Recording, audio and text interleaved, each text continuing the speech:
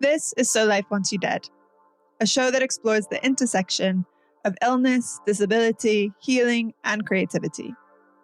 I had an emergency organ transplant in 2015, and despite the drama of the situation, it turned out that near death was fertile ground for my creative life. Now, all these years later, I can say that was what saved me. That and a brand new liver. I'm Nora Logan, and this is a podcast on how looking at death helps you live. Today, my guest is Kendall Ciesemier, writer, producer, reporter, and fellow liver transplant recipient. We recorded this episode live and in person at the end of July in 2023 to celebrate Disability Pride Month. A year on, another Disability Pride Month is coming to a close, and I couldn't think of a better way to kick off our second season than with this conversation. We talk about disability disclosure, Kendall's advocacy work, mental health, and finding empowerment through community. Here's the conversation. I'm so excited to be here with you tonight. Thank you. If you're not familiar with my podcast, I launched it at the end of last year in collaboration with Soho House, our gracious hosts for the evening.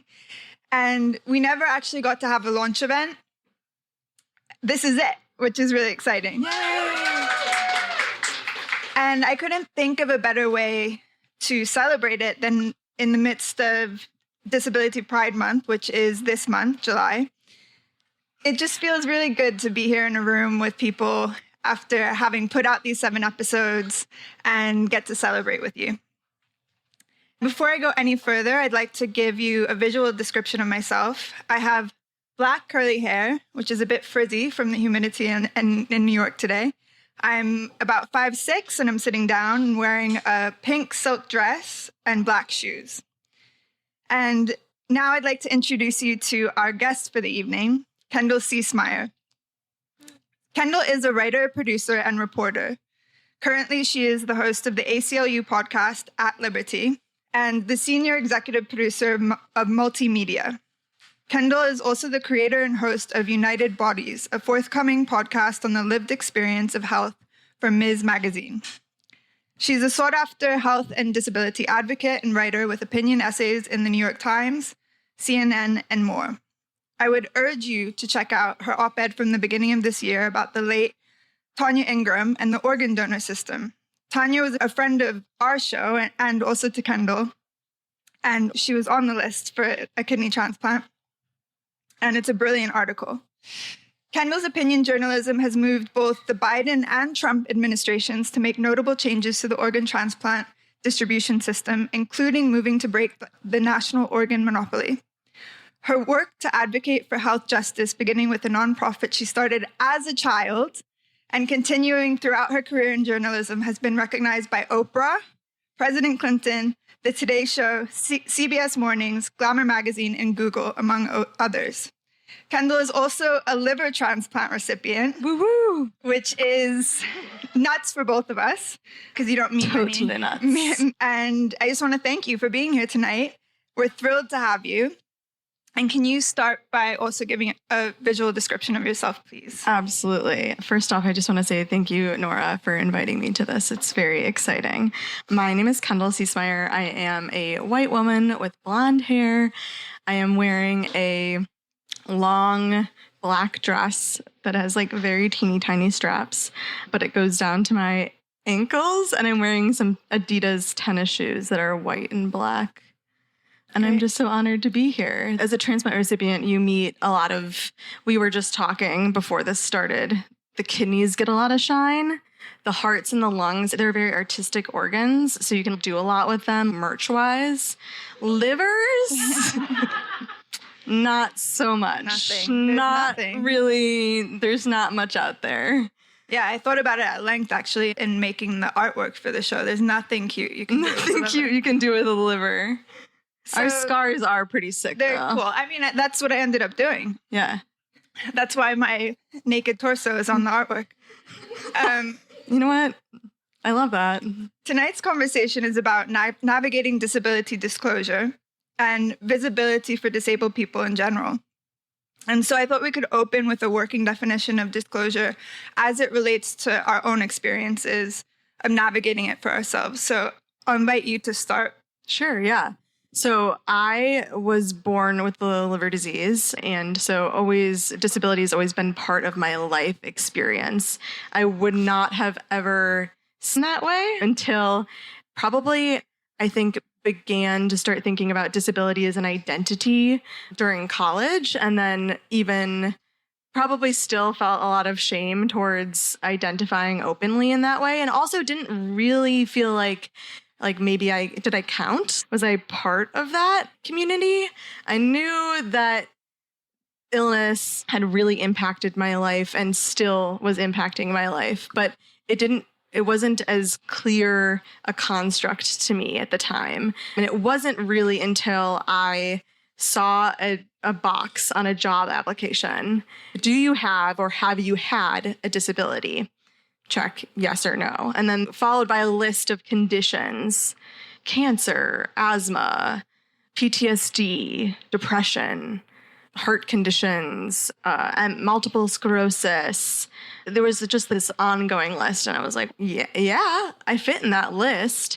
But then I had this overwhelming feeling like, oh no, if I don't check yes, then am I denying my life experience? But if I do check yes, what is this going to be used for? Because I had always grown up being told by doctors to never tell anyone about any of it until after I was hired, due to the concern of discrimination.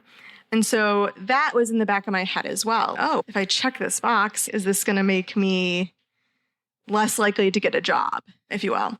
I ended up checking yes because, to me, denying the lived experience that I had felt worse than potentially not having some repercussion and not getting a job.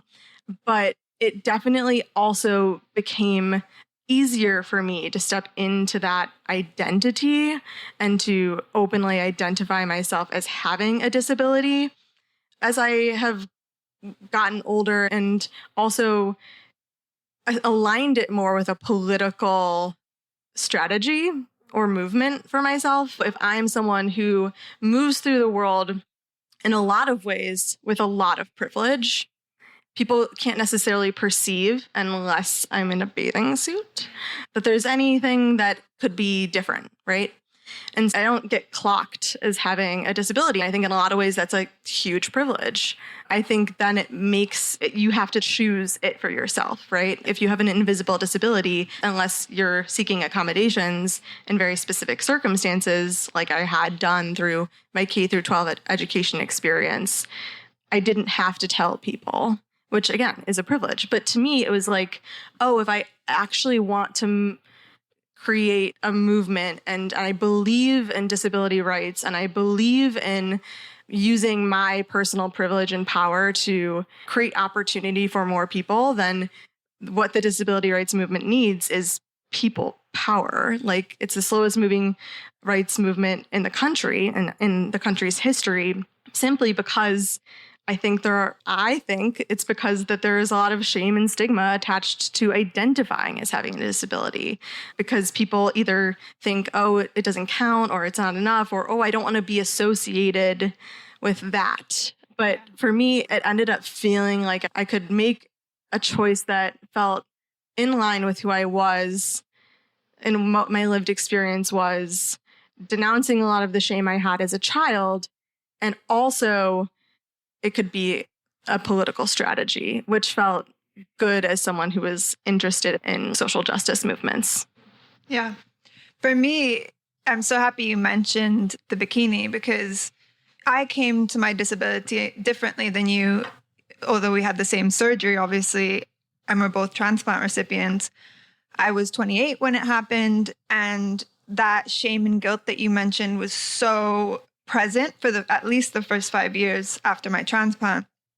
I remember at the beginning, I was like, oh my God, I have to buy all these one pieces. Shit. I did. And I was like, it speaks to our illness around body image, but I was extremely skinny. And I was like, oh my God, I'm like a size 0. This is crazy. Yeah. And so I got all these one pieces, and I felt nervous that anyone would look at me with the scar for a long time. And so for years, I only wore one pieces.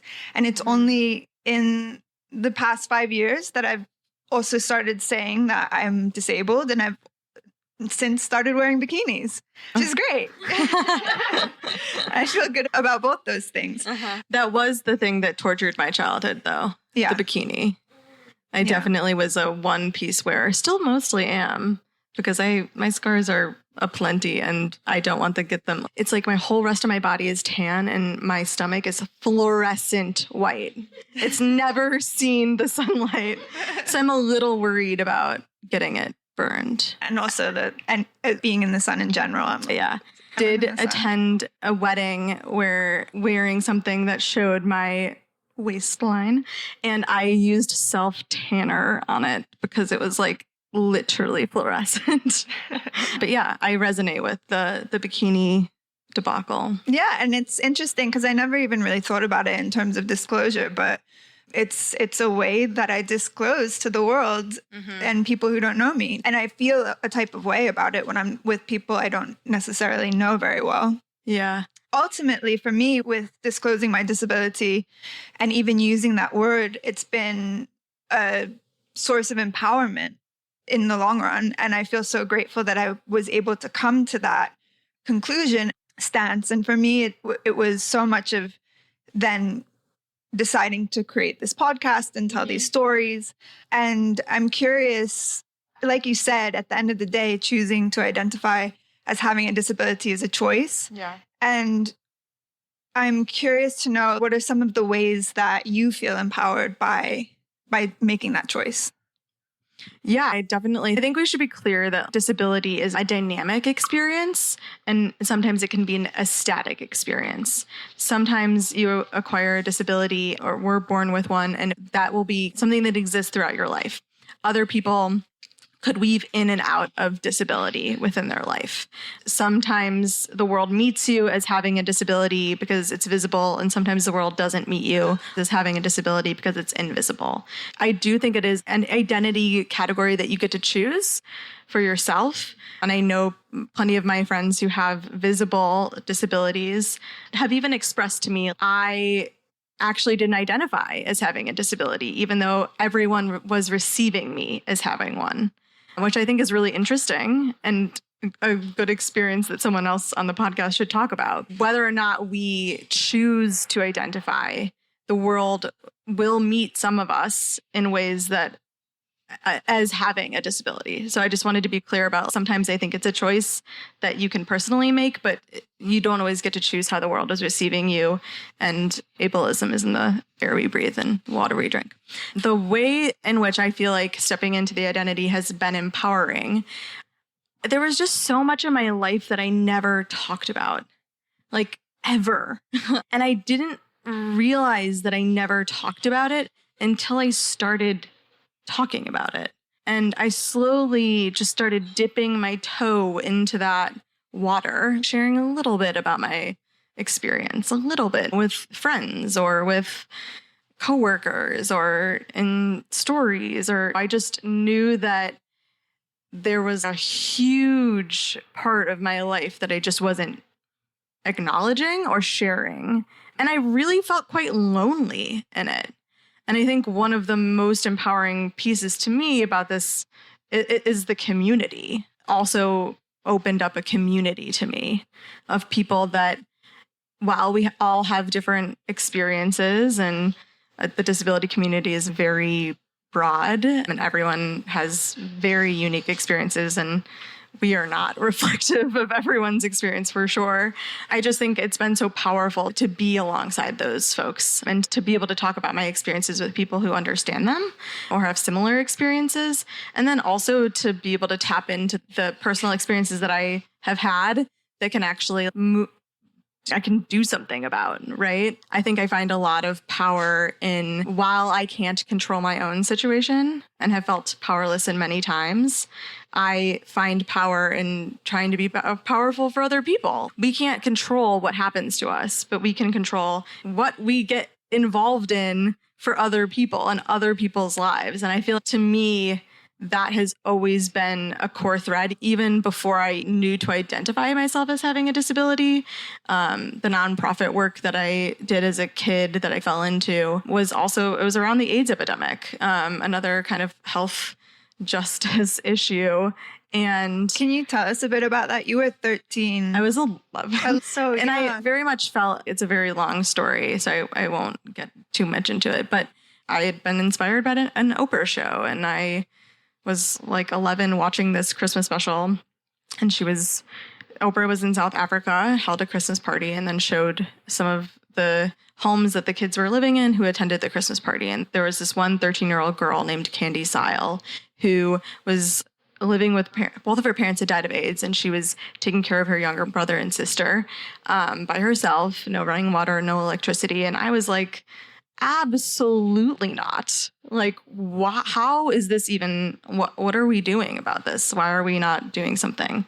And so I really very much held on to this thing that they said on the show, which was that $10 could buy a uniform for a kid to go to school. And I was like, I have $10 and all of my friends have $10. So we can fix this. It seems pretty easy. And I think the audaciousness of a young person is amazing. I don't know if I have that same audaciousness now, but it grew to be a 501c3 that I ran until I graduated from college. Mission was twofold. First, to inspire and empower young people across the country to become a generation of givers through the mechanism of raising money and helping provide basic human needs for children who were impacted by the AIDS epidemic, specifically in 4 countries in sub-Saharan Africa. And we partnered with community organizations on the ground and built things like high schools. And it was a really powerful experience, because I think for me, what it taught me was that I didn't have to be the cool kid or the pretty kid or the athletic kid. I could be actually the sick person, and I could still be incredibly powerful.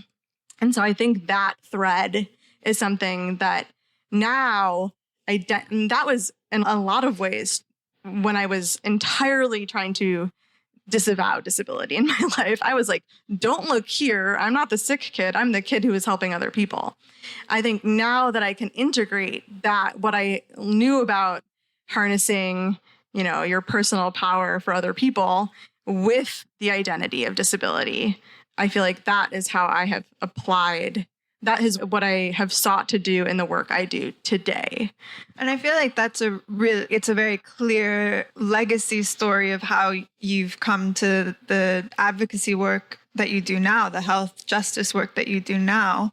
Just get really pissed about something, and I try to see if I can find an angle, find someone who's going to let me yell about it or something. I really identify with that, because I think the community aspect that you were talking about before, I was so lonely at the beginning. To be young and to be disabled is a very alienating experience. And to be a liver transplant recipient, where you look around at the support groups and it's 65. I never joined a support group. That was smart. Yeah. But for me, in reading disability stories and learning more about the disabled community over these past, coming up on my 8th anniversary, I read so much about. Very exciting. I'm coming up on my 19th. Oh my gosh. Yeah, wow. We're an adult now. Yeah, that's like, the community aspect for me is so important. There's a loneliness that is a thread for so many people. And then when you click into community, it's, oh no, my experience isn't singular. We may have it's not singular, very different actual details, but it isn't singular. First off, human suffering isn't singular. So there's that. But yeah, disability is everywhere. And I actually think that far more people would benefit from identifying with disability than do identify with disability. There's a variety of conditions that could be considered a disability, depending on how it is lived in your body, depending on how you feel about it. But disability is literally everywhere. We also just experienced a mass disabling event being COVID. And I definitely feel like I wish that we could get beyond the stigma of disability, because I do think that so many people would benefit from things like advocating for universal design, things that genuinely help all different kinds of people, even if they aren't identifying with disability. And I think really the movement needs people power to get there. Yeah, I think something that's important for us to touch on, though, is that a lot of people are really uncomfortable with the word disability. Yeah. Can you speak a little bit to that? Because it's a loaded word and there's stigma around it. And I think that's part of why a lot of people are hesitant to pick it up as an identity. For sure. I think unfortunately, disability is something that will apply to all of our lived experiences by the time we die. And so I think that because disability is so tied to something that anyone can acquire through misfortune, right? Something that's tied to our own inherent fear of our own mortality. It is something that is really scary to people. It's in a lot of ways, and I've even had people say this to my face, which is wow. But people are like, oh, your life is my worst nightmare. I'm like, oh, wow. Or you really drew the short straw. I was like, you don't know that many people then. I just do not have a concept of human suffering and the reality that so many people experience. That feels like an out of touch comment. And I tried not to take it personally. Yeah. But I think that there is that inherent kind of knee-jerk reaction, because I think in a lot of ways, I think disability is still seen as... I actually don't think that there's a lot of malice towards people with disabilities. I think there's a lot of apathy towards people with disabilities. It's going to be like an extra, it's going to be like more money for us to pay for an interpreter. So we just don't want to... It's only one person who really needs it. So there's like the apathy part, and then there's the inherent fear of our own mortality part. And the entire wellness industrial complex, by the way, is all built off of trying to tell people that they can buy their way out of their body from bodying all over them, that they can somehow control their health and that they are in control of that. Which I got to tell you, I've never felt that in my life, that I've been in control of my health no matter what I do. I think that we have a lot in our culture that is telling us, if you buy this thing, not only will you be aesthetically better, but you will cheat illness and death if you buy our goop egg. And I think it's also this obsession that we have with things sort of being seamless and perfect. You mentioned getting an interpreter. And I'll preface this with saying neither of us are accessibility experts, Certainly even not. Close to it. But thinking about accessibility needs, it makes things more complicated and less seamless to sometimes meet access needs, mostly because it's just not integrated into our society. One thing that really struck me during the pandemic is like all the structures that were built outside to accommodate outdoor dining. If we put this level of care and concern in New York City to build accessible entrances to restaurants, it's not that people can't do it. There's just a lack of willpower. And I think it's because there's a lack of people asking for it. When you have a disability, it is really hard to be your own advocate in those spaces. Yeah. And also, by the way, a lot of us are sick as hell. It takes a lot. I think that also is an element. The internet has been very powerful for disabled people because it has provided a lot of access and a lot of community and a lot of robust support for people's connectivity and protest. Whenever people talk about, activism online is slacktivism. It's like, well, some people that's their methodology of being able to access the world. So you probably shouldn't say that. Yeah. When you can't leave your bed, it's your link to the outside world. And you just made me think of something in regards to Selma Blair, who has been this visible activist for the disability community.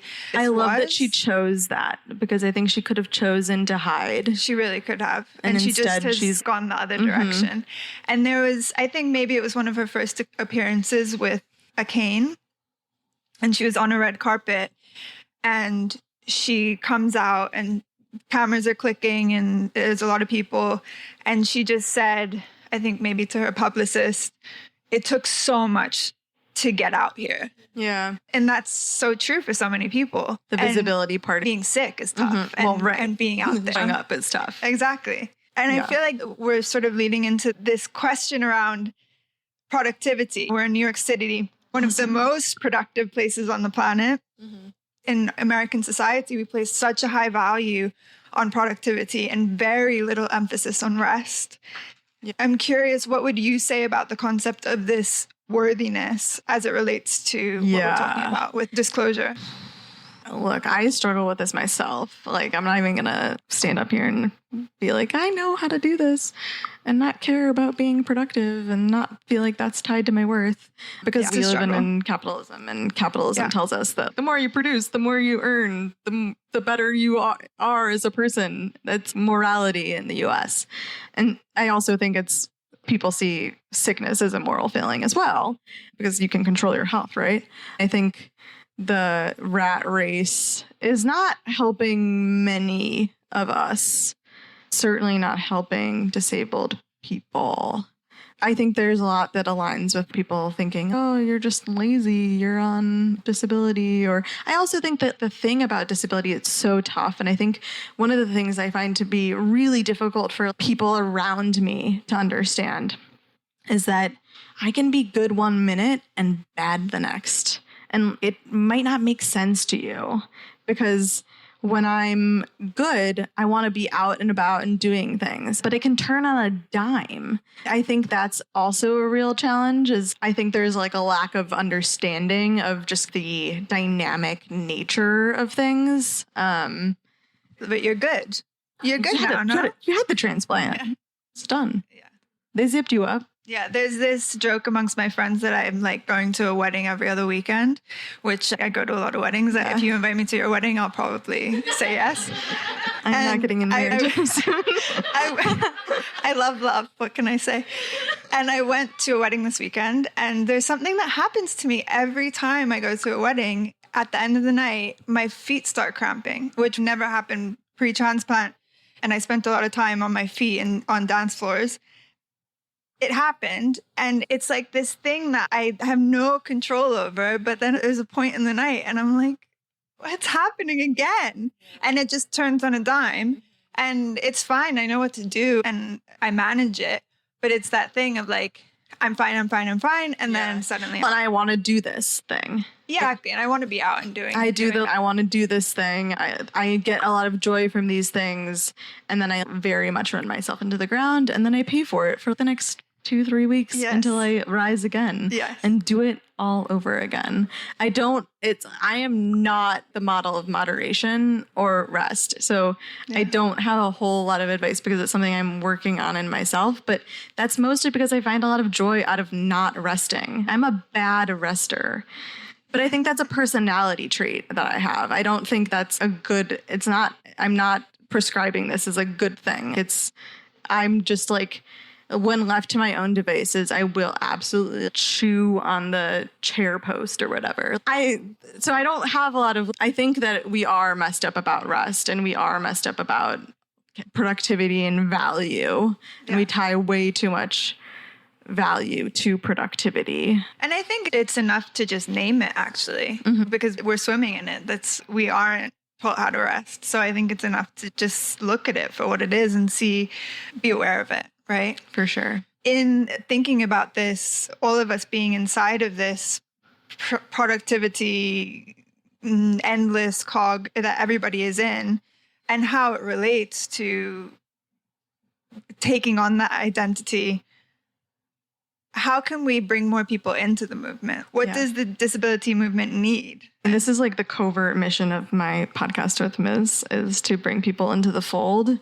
I think of disability specifically, like very much centering disability in that podcast, though we explore all different kinds of concepts around health, because I think it's all interconnected. Yeah. We talk a lot, and I think the society's actually done a really good job, and I'm so happy for us that we're working on the destigmatization of mental health issues, right? We've seen, I don't know if you've seen the TikToks. Therapy talk is a big thing. People are using therapy language in their relationships, which could be good or bad. Could go badly bad. But in large part has been overall a good thing that we have destigmatized mental health. But there are a lot of people who are impacted by mental health issues. And again, it's a sliding scale. It's a spectrum, if you will, who don't identify their liberation in dealing with that challenge as being tied to someone using a mobility device, as being tied to someone battling cancer. I don't know, when you go to try to ask for accommodations, a mental health day, some flexibility from your boss, that stuff is protected by the Americans with Disabilities Act. Your mental health care days protected by the Americans with Disabilities Act. That is technically disability rights, providing the infrastructure for you to be comfortable talking with your boss about your anxiety or something like that. I think what is a challenge moving forward is how do we connect those two conversations so that we're creating a dialogue that's not just about, oh, I'm anxious today, and this like surface level thing. And let's actually dive a little bit deeper and realize that if we're going to talk about this conversation, we need to broaden the conversation. We need to dive deeper, and we need to connect to the fact that there are people who are more marginalized in this conversation, and being a good ally and reaping the benefits of disability justice movements from history is to be a good ally to disabled people who still need a lot more. Whether or not you identify yourself as having a disability, you're benefiting from it. I'm not saying that everyone needs to identify tomorrow as having a disability if they take Zoloft or whatever. That's not what I'm saying. But what I'm saying is, if that is part of your experience, if that feels true to you, that you have something in your life that you struggle with, mind, body, something, right? You can be a good ally, and you have benefited from the disability community and their advocacy. And so I think that is really what I'm trying to get people to understand. It's actually very connected. And the more that we realize we're all kind of talking about the same thing. Oh, by the way, when you're pregnant, it's also protected by the ADA. Addiction, protected by the ADA. And these fights are united in a lot of ways. And I just would love us to understand that better and to talk about that more. So that's what I'm trying to do. Yeah, and bring some understanding, bringing understanding to people in the workplace, because there's so many accommodations available for you that maybe you're not aware of. Totally.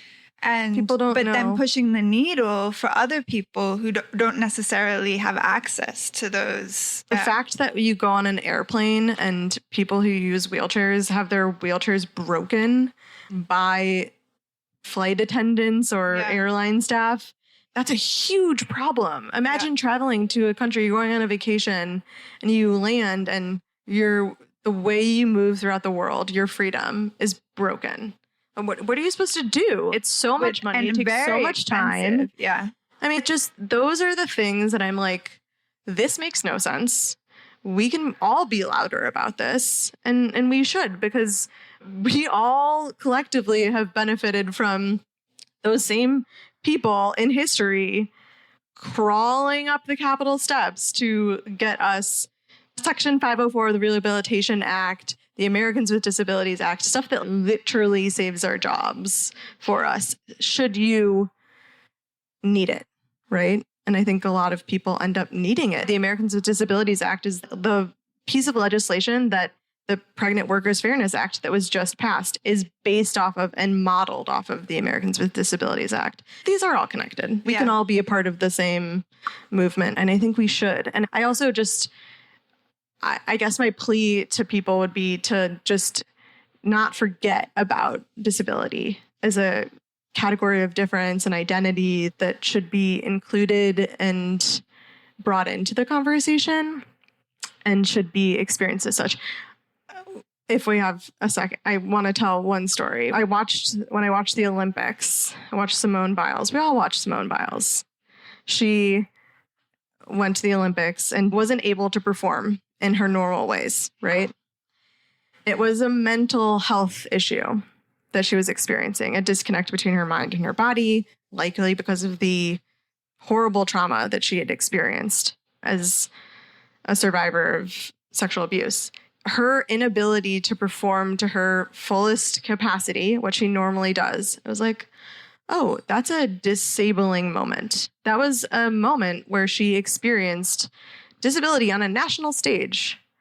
And I felt, oh, wow, I had a moment there when I was watching that happen, because that looked, Simone Biles can do whatever she wants to do on any given day. But in that moment, her mental health condition was preventing her from performing at her norm, which is literally what disability is.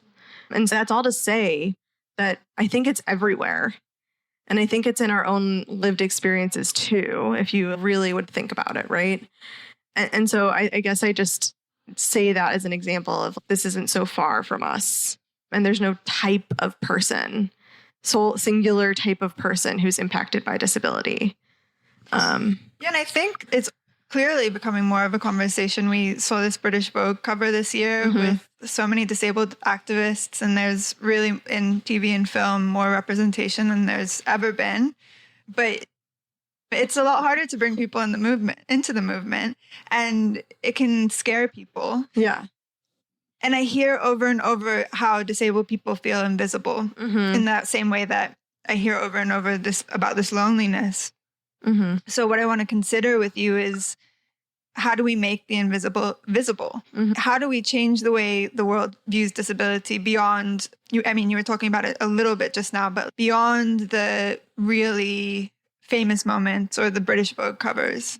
I do think that culture plays a huge role, and we have a lot of work to do even within entertainment spaces or what we watch on television. So often you have characters who have disabilities who are not played by disabled people. And there are disabled actors who really want the job. It's just about actually giving the opportunities to people to use who are ready and comfortable with using their voice in that way. Because not everyone is, and that's fine. But I think it just needs to be more prevalent in media. We need more analysis. The fact that the New York Times has one reporter who is a fellow for 1 year, and they switch them out every year. And it's brand new, by the way, last 2 years. One person who's covering disability.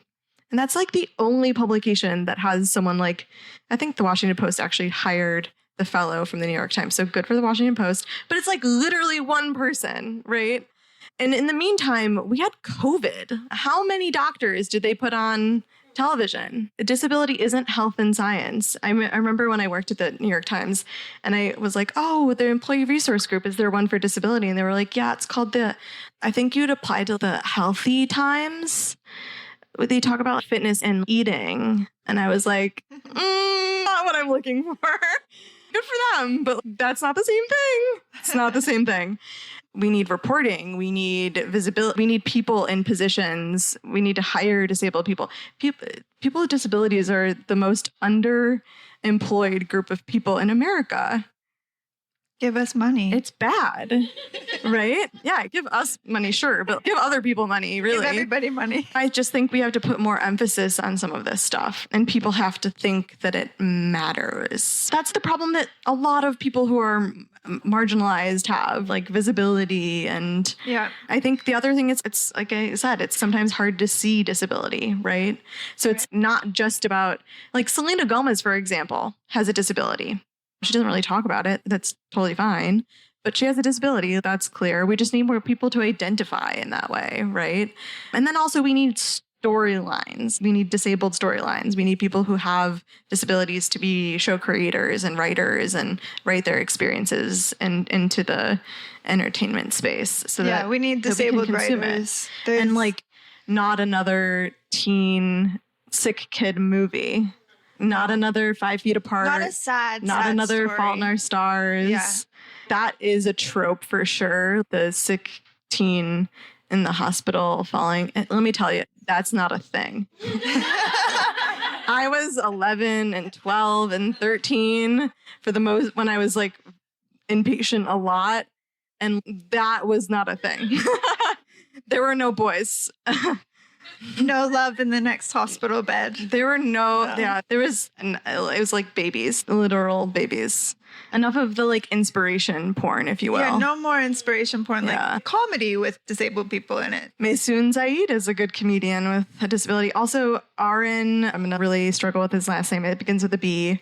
He has cerebral palsy. He uses a communication device for his comedy and was just on, I think it was America's Got Talent, actually.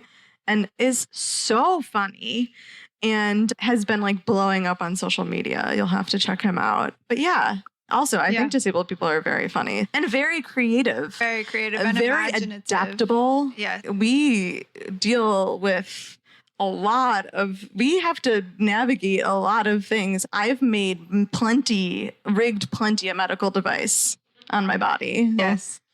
I have escaped the hospital with an IV attached to me. Me too, sure. So I want to just quickly touch on our mutual friend, Tonya Ingram, who passed away at the end of last year, and just shout her out for a minute. Just how imaginative and incredible she was, and how tired she was, and how she kept raising voices through the whole thing. And I just, if there's anything you want to touch on with Tonya, how wonderful she was. Yeah, I actually met Tonya on Instagram. She was looking for a kidney. And I just so happened to be looking for her. Not her specifically. I didn't know that she was going to be someone I would find. But I was looking for people to illuminate the issue of the organ distribution problem. The organ transplant system is a pretty arcane system as far as the distribution mechanism goes. The government hasn't really cared about oversight or really any kind of accountability since it put UNOS, United Network of Organ Sharing, in place. And they're the national body that then manages what are called organ procurement organizations, or OPOs for short. And it's just the whole system is filled with waste, fraud, and abuse. They lie about how many organs they're procuring. They just like totally misreport their data. They lose organs in transit. I think they're like 13 more times likely to lose an organ in transit than your airline is to lose your luggage. And the salaries that they're receiving are also so bad. It's so bad. Wild. And I met Tonya when I was working on this piece about organ recipients people who were seeking organs, who needed organ transplants, and all the ways in which they were circumnavigating the bad system, because you wait on this list for years and years. Tanya's wait was estimated 10 years for a kidney, 10 years on dialysis, when the median time of survival on dialysis is 5 years. So it's basically a death sentence. Yeah, I don't know if we mentioned that, but she lived with lupus. I met Tonya there. We did the video. It galvanized the Trump administration to move to kind of get the OPO, Organ Procurement Organization, metrics more on par with what they were, like to hold the metrics more accountable. So that was like, this has been a behemoth effort, right? That 2 people in the country are doggedly working on. And so Tonya became part of our little community. Tonya testified before Congress.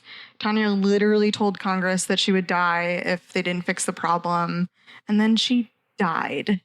Yeah. It was just, I like can't even talk about it too much, but I think that it's weird because I actually never met Tonya in person, which made me feel really weird about how much her death affected me, because we texted a lot and sent voice. She also didn't text a ton, but then she sent voice memos. And we were actually going to do the podcast that I'm doing with Ms. together. But that's very disability community of us to not ever meet in person and to feel deeply connected to people. She was one of the most joyful people, and I was just blown away by her ability to stay afloat when there was not a lot of positivity to be had. I think. And that's what, it's hard to hold on to joy. And she just always held on to that joy, and it was really humbling. But she was also really honest about her experience, which I also really appreciated, and was like brave in doing that, because when you're waiting for an organ and like you're criticizing the system that is going to give you an organ, and we already know that the system is super racist, that's a terrifying experience. And she was really, it was like a David and Goliath situation. And I just think that she had received threats from the organ procurement organization that was in her local area. In the spirit of Tonya, I want to end with talking about, we're at the end of Disability Pride Month, which has actually only been in existence since 2015, which speaks to what we were talking about earlier of how slowly the movement is going. But it's great that it's here. What are some things that you're celebrating this month? Oh, interesting. This is definitely a part of the celebration for me. And I think that it can be good to have these Heritage History Pride months to put an emphasis, a particular focus for us, because there's a lot of need in the world and a lot of hurt, like suffering, and there's a lot of issues that need our attention. And I feel like Disability Pride Month, yes, it's about celebration, but for me, it's also being like, oh, they're giving us the microphone. What are we going to ask for? Yeah. You know, and being ready to make that ask. I don't really have like many plans. I've done some things for the ACLU. I don't know. This is always a time for me that feels, summer is always a time that I am reflective of my experience, because Disability Pride Month actually sits between my first and my second liver transplant. My first anniversary is June 25th, 2004. My second one was August 13th, 2004. And summers are when I've always had my major surgeries, because it doesn't conflict with school. Not that you can plan them, because you really can't, but I guess that's always how it's been. So I feel very proud of who I've become from Little Kendall, because I think I am who Little Kendall really needed. And so I try to take that with me when I am writing about something or sharing part of my experience and it makes me nervous, or being more vocal about this. I just try to think about me trying to find a literal book that had some element of disability in it. Yeah. And I remember there was this book, my favorite book. It was called A Face First, and it was about a burn victim. And that was the only book that I found that felt like me in some way. And I have very little in common with someone who has experienced a burn, but I and many other people in the disability community, including yourself, are just trying to be that for our younger selves, if you will. Yeah, absolutely. Tomorrow is the day that I went into the hospital not knowing what was wrong with me. Wow. And so July as well, summers as well for me are always like, whoa. And every year it's got better, and every year it's a little bit tender. So it's very special to be here with you tonight talking about this stuff. It's so special to be here with you. It feels good. And with I want to open it up to the audience if there's any questions for Kendall. Hi. Okay. When you mentioned your relationship with rest, that really resonated with me personally. I'm wondering if you've had a chance to get to know other people who are disabled or with accessibility needs that aren't living in the U.S., and if you've learned about what their perception of rest is. I do actually. Yeah. I recorded about half the episodes. Soho House is also in the UK and other places in the world. And I interviewed, I don't know how many people, but maybe it was 3 or 4 people in the UK.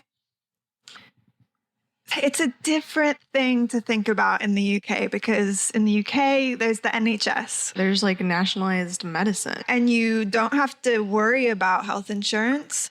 There's still a lot of issues with the NHS in terms of getting access to care, because what's happening in the UK is they're sort of subtly trying to go the way of the US in terms of making it a paid thing. Eventually, it's not. They're like gutting the funding for it and have been over the past 10, 15 years.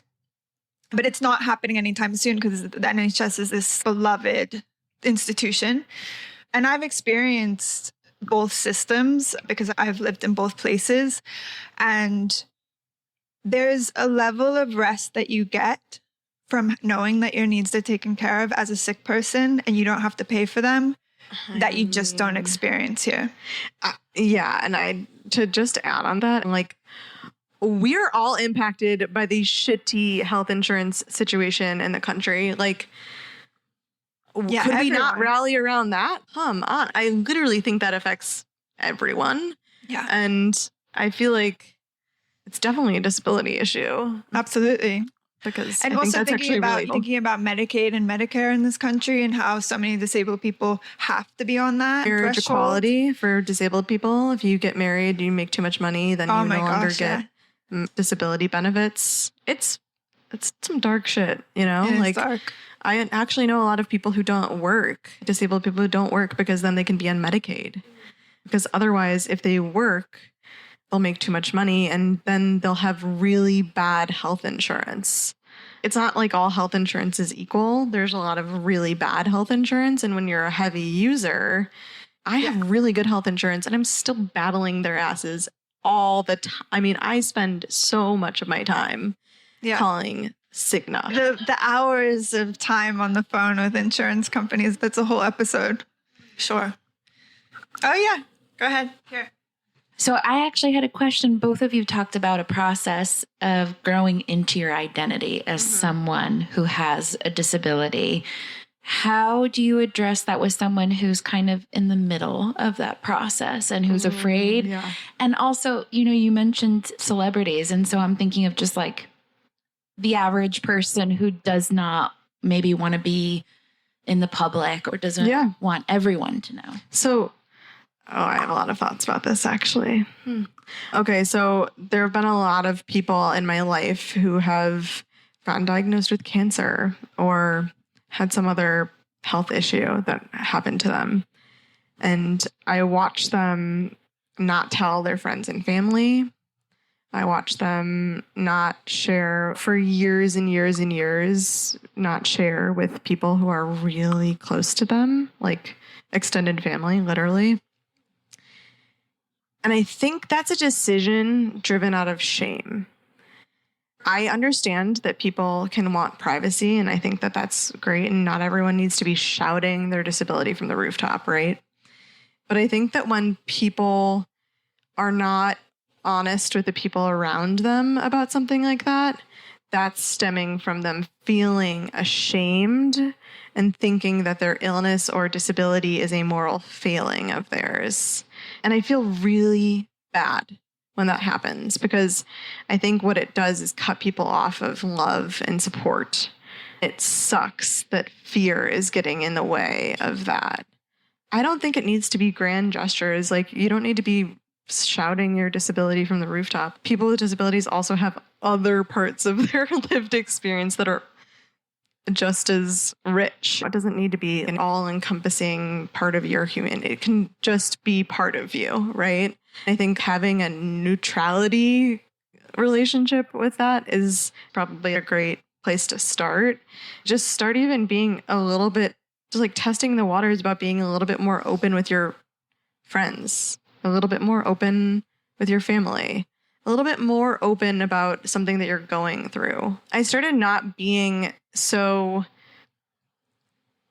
we were just talking about this today. I got blood work done on Monday, and I was like freaking nervous about the results because our lives are based off of numbers. I told my associate producer, I'm like, I'm waiting on these labs. She doesn't know that experience very well. It's a very unique experience to her.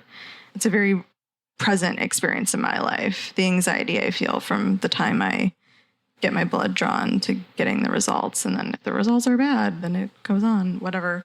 But just even starting by being honest with like, oh, I don't know, in the same ways that someone's like, a bird pooped on me on my way to work and I'm having a bad day about it, or whatever, right? Just starting to share that that is something that you're experiencing and to not hide all of those things, I think is a good place to start.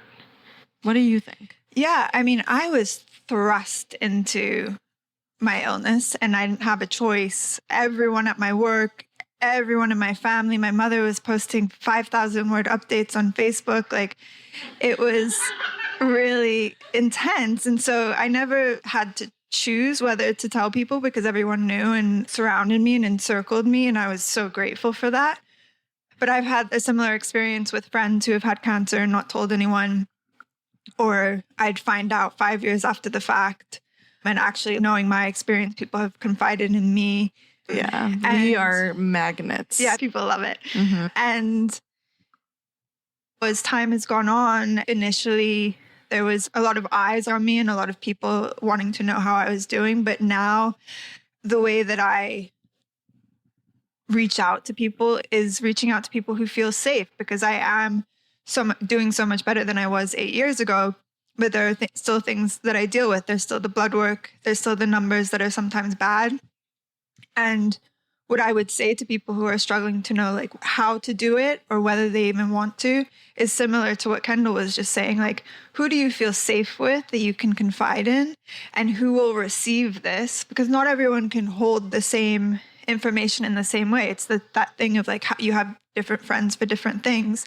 And maybe there's just one person who will be safe to share this information with.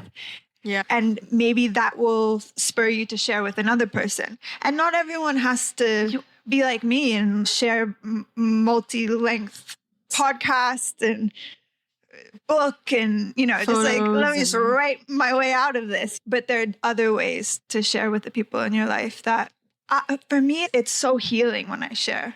And when it's received well and when I'm held. Yeah. And, it's different for everyone, those people that make them feel good and safe. Yeah. It's mostly a safety thing, I think. Totally. I have so much experience with disclosure in my life that I've received every response you could possibly imagine. But I do think like just dipping that toe slowly in and having, it's like muscle memory, right? And also you get better at dealing with how it feels for you and also how other people handle it. I had a big surgery when I graduated from college, and when you're a second semester senior, everyone's both very happy and excited and partying, which I was not feeling like doing because I had this big looming surgery ahead that no one knew how it was going to go and if it was going to be a third transplant situation or not. High stakes. It was high stakes. And I remember the question that people always they were all asking, everyone who's a second semester senior, is, what are you doing after college? What are your plans? I'm like, well, I have a scheduled surgery. I'm not getting a job. Like, I don't know. Am I going to die? I'm not sure. Every day, every minute of every day, I had a different answer for that question based on how I felt at the time and based on whether or not they could handle the actual information and if I could handle the actual information. So, yeah, I think it's about both assessing the scenario that you're in, but also how you're feeling about it. Because if you're really raw, that's like, you can sit with it for a bit longer. Yeah, and something that just came to mind that we were talking about before we started was, for me, in terms of dating and being on the dating apps with disclosure. And I did this thing, and like now a while ago, which tells you how long I've been single, but I wrote on a dating app about my liver transplant as a way to not have to talk about it, honestly, on dates. And it's been on there for a while now. And I have a whole album on my phone of the things people reply to this, because I literally go, what do I say? My best friend wrote it for me. I got a new liver at 28 AMA. Ask me anything. I didn't have to spell that out for you, but I did. And now I switched it. I changed it because I felt at that time I was a very different person 5 years ago whenever I wrote that. And I felt like I just didn't want to have to explain to someone. And now I don't feel that way. the responses that I get are so ridiculous. It's good material. I'm happy for the materials that I have, but it's changed for me. I put a bikini photo on my dating profiles. I get, are you wearing a fake, do you have a six pack? Are you wearing like a t-shirt that looks like a six? Like, what is going on? But people mostly think it's a six pack, which is pretty cool. That's cool. Yeah, it really doesn't, like, we're fooling. It doesn't look like a six pack, but some people on TikTok apparently thought so. Disclosure and dating is a totally different podcast. Totally different, but you know, I had sometimes to bring it in. You're dating someone, your shirt comes off and you don't say a word. Surprise! You just wait for them to... Are they going to say something? How dare they say something? Oh, that is a fun game. I like that game because I know I'm making people uncomfortable and I'm enjoying it. Sorry. I love that game. Yeah, it's a fun game. Don't tell anyone. They're just going to see it. They're like, well, here you go. I think that's a good note to end on. All right. Thanks, Nora. Thank you so much, everyone, for being here. Thank you, Kendall. Thank you. And happy Disability Pride Month. Happy Disability Pride. Thank you. That was our show, So Life Wants You Dead. This episode was made with support from Awakening Healthcare, encouraging and supporting providers and patients to reconnect with their souls. Many thanks to Stephanie Mo Davis and Ruby Shaw. Our illustrations are by Renee Fagan. If you like what you hear, please subscribe, leave us a review, rate us on Apple Podcasts, Spotify, or wherever you listen. You can find us on Instagram at So Life Wants You Dead, where you can follow along for updates about the show. Thanks so much, and see you next time.